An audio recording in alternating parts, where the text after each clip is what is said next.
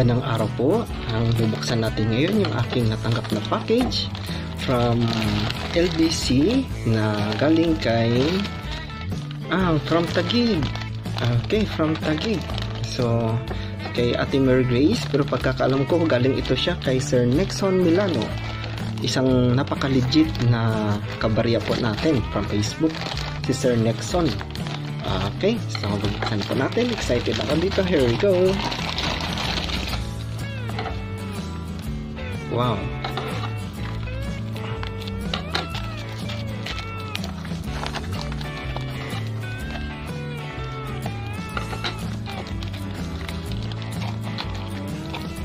Okay, so this is it.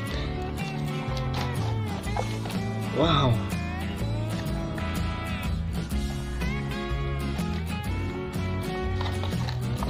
Ay, something inside.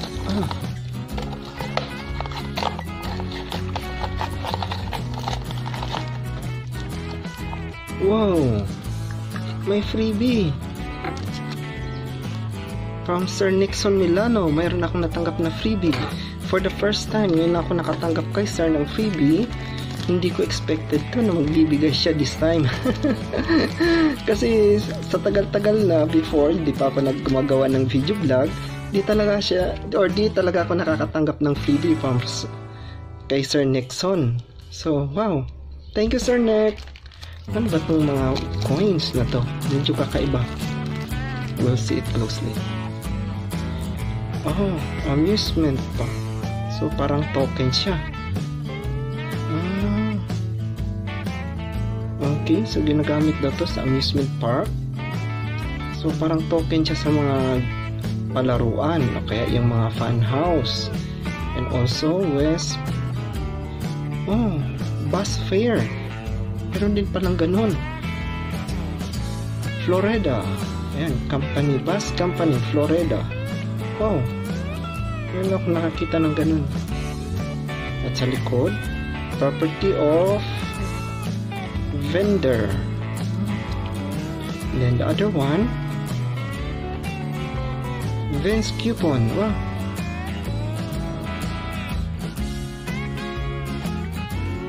Wow, so ngayon ako nakakita ng mga ganito, parang mga token siya. So thank you po sir sa freebies. For the first time nakatanggap na rin ako ng freebies galing kay Sir Milano. Maraming salamat po. Napaka-legit po ng taong yan. Si Sir Nexon Milano, Bisaya po yan, pero napakabait po. And then ito yung aking natanggap. Bubuksan natin. Here we go. Wow.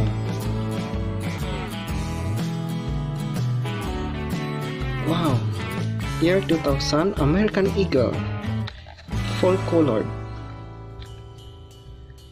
Ayan. So may luster pa siya. Hindi ako sure kung kita sa camera, pero sa actual po may luster pa po. Lalo na siguro pag gabi to siya, malinaw, kitang kita. So titingnan natin yung kanyang koa na napakaganda, colored siya. So ito yung kanyang koa or Certificate of Authenticity, year 2001, silver bullion. Okay. Sa likod,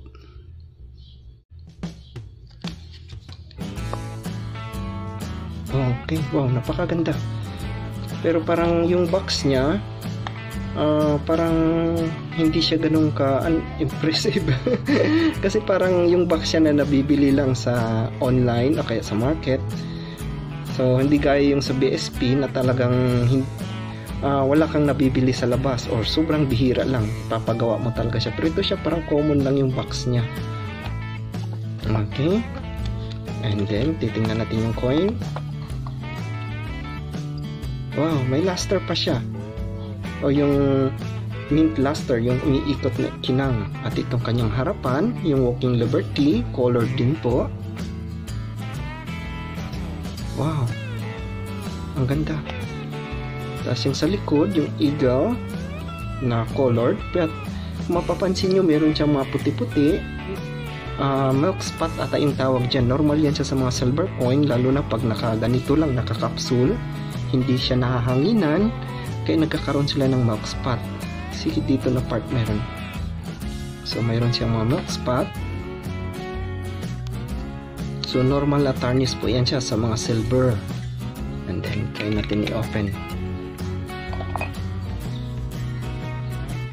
Okay.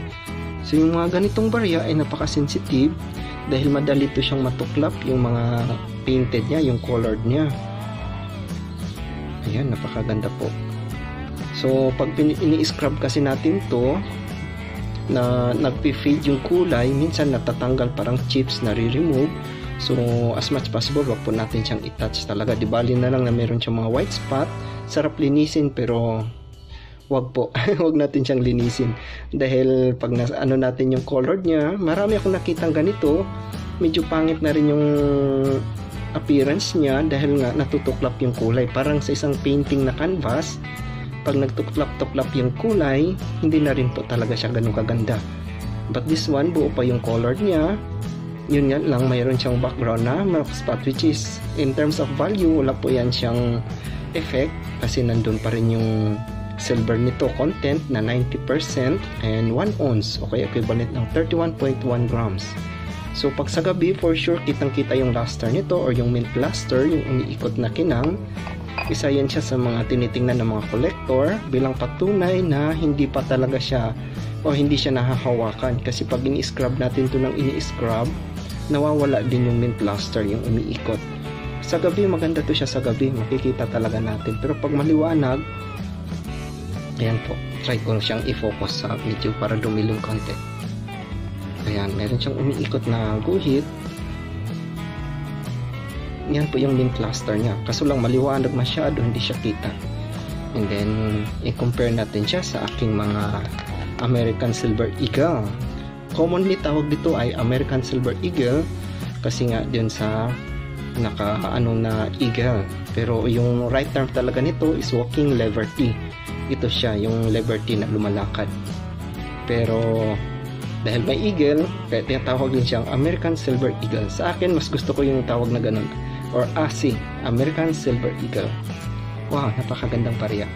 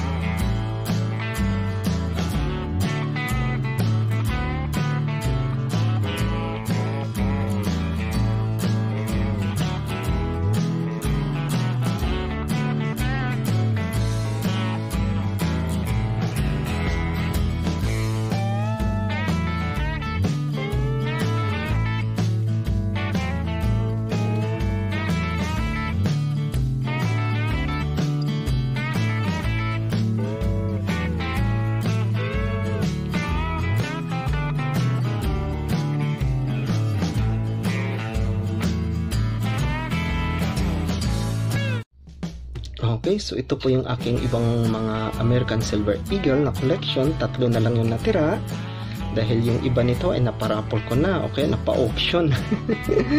so far malakas din yung mint luster nila. Ito yung mga umiikot-ikot na liwanag. Kung mapapansin nyo, meron silang mga luster gaya nito. Yan, so napakaganda pa. So kung itabi natin sila sa colored, ayan po. So, depende na lang sa collector yon kung gusto niya yung colored na item o yung plain lang. Pero ako personally, mas gusto ko yung plain. Okay? Pero depende nga, mas maganda din meron tayong colored para maitabi natin. Ayan sila. Pareho naman pong maganda. Ma-compare natin yung colored tsaka yung plain. Sa harapan. Yan. Itong isa, itong plain lang, malakas talaga yung mint luster niya kasi nga hindi siya masyadong exposed. Ito kasi, although meron din, pero obviously nahawakan na rin yan siya habang ginagawa yung pagpipaint. Yung pagpipaint po ay hindi po yan ganin siya sa mint. Private companies na lang po yung gumagawa nito. Pag sa planta po, talagang plain lang siya, ganito lang. Binibili nila nito, tapos pinipaint nila. Ayan, nagkakaroon na siya ng added value. Kasi nga, meron ng taong gumawa talaga nito. Siyempre, meron silang labor cost. Namuhunan sila. Pero pag sa Mint lang tayo bibili, o kaya sa website ng American Mint, o kaya marami nito kahit sa eBay, o kaya dito sa atin sa Pinas, ng mga nagbibenta nito online, o kaya mga coin shop. So, mas cheaper po yung ganito plain lang compare sa nag-colored na. Pero for collector's item, mas maganda din yung colored. Marami ding gusto ng colored. Isa kagandahan sa colored item ay meron siyang certificate of authenticity. So, ito yung nagpapadagdag ng value ng ating barya. Yung meron siyang certificate of authenticity. Okay. And then, nakabox na siya. So, much presentable. So, dagdag po ito sa mga collection ko. Salamat po, Sir Nick. Napakagandang barya po. So, kasama na siya dito ngayon sa collection ko. Now, i-compare po natin itong colored na coin nito dun sa gold po. Na gold, black and gold color. Mayroon din akong isa pang ASI or American Silver Eagle. I-compare natin siya. Okay po. So, ngayon po i-compare po natin yung aking mga ASI coins or American Silver coins. Ito po yung normal lang po siya. So, kitang-kita po yung kanyang mint luster, yung umiikot-ikot na ilaw, at medyo nag-tone na to siya, nagiging dark brown na. So, and then ito rin po yung colored. Ayan. Meron na po siyang milk spot, napansin nyo, but that's normal po sa mga silver na coin. Lalo na pag hindi mo siya nililinis. But this one, hindi po natin siya pwedeng linisin dahil agad magpe-fade yung paint at papangit na po siya. So, kung yung value po nito, itong normal lang, ay around, sa ngayon, mababa na lang po ito siya. Pero dapat ang price po nito ay nasa 1,800 to 2K, pataas, depende. And then, for this one, yung sa mga colored, tapos may box and koa pa nakasama, nagpa-price range po ito siya ng 3,000 to 3,500. Kasama na yung box and koa at yung barya. So, but since nakuha po ito ng mas mura kay Sir Nixon, thankful po tayo masyado, sir. Marami pong salamat. And then, i-compare natin siya dito sa isa kong ASI. Ito siya, napakaganda rin. Ang tawag po dito ay holographic or hologram. So, parang nag-iiba yung kulay niya habang gumagalaw. And so far, hindi pa to siya. Wala tayong makita ditong mark spot. While this one, ayan, kita po yung mark spot. Pero ito po siya, mas mahal din po yung price niya. Lumalagpas po to siya ng 3,500. Okay. And then yung pangatlo natin sisilipin ay ang gold and black. Ayan, napakaganda pong barya nito. Tsada masyado. So, mas mahal po yung ganitong barya po. Kumpara dito sa ordinary lang na painted na American Silver Eagle. So, pagtabihin natin, ayan po, kita po talaga yung diferensya nilang dalawa. Pareho silang may mga box and koa, pero syempre, workmanship ay nagmamatter po kung gaano kaganda yung mga barya. But overall, mura lang po yung baryang ito sa mga gustong mag-invest ng silver. So, ito po yung ideal dahil mababa lang. 99.9% pa ata po siya or 90%. Yung silver content, kaya favorite to siyang tinutunaw ng mga halahero, yung mga nag-aalahas. So, hanggang year 2021 na lang po yung ganitong disenyo na face off na po to, napalitan na po ng bago, isang bagong design. So, para sa akin, mas magandang i-invest o kaya i-collect yung mga ganitong disenyong barya dahil face out na sila at wala na to siya sa market compared sa yung bagong labas lang. So, ayan po sila lahat. Pagtabi-tabihin natin para makita yung kaibahan. Okay, so chrome silver, gold, chrome silver eagle, and then gold and black silver eagle, and then normal lang, and then yung colored. So, nasa collector na po yun kung ano yung gusto niya po. But everything is same, silver content at mataas po yung content. po niyan nasa 90%. Favorite ng mga kolektor at mga halahero. Maraming salamat po sa mga nanood. Sir Nixon, thank you rin po. Napakagandang barya po. Ayan, lumabas yung luster niya. Yung umiikot-ikot na ilaw, parang nagpakitang gilas siya.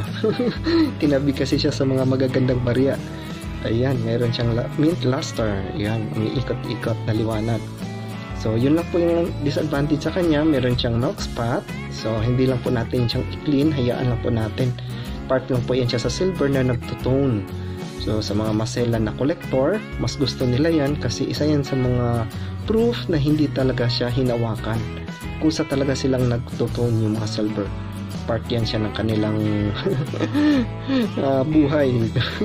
Hindi na talaga mawawala. Pwede namang linisin po, pero medyo mahirap. O kaya nakakasira siya minsan ng value kung hindi tayo magaling maglinis. So, ingat po tayo sa mga ganyan. Okay? So, maraming salamat po. Yan na po lang itong mga case nila. Ayan, para pwede nating pagtabi-tabihin silang tatlo. Okay po, maraming salamat sa mga nanonood. Subscribe niyo po yung aking channel at ito po yung aking mga American Silver Eagle collections. Thank you po.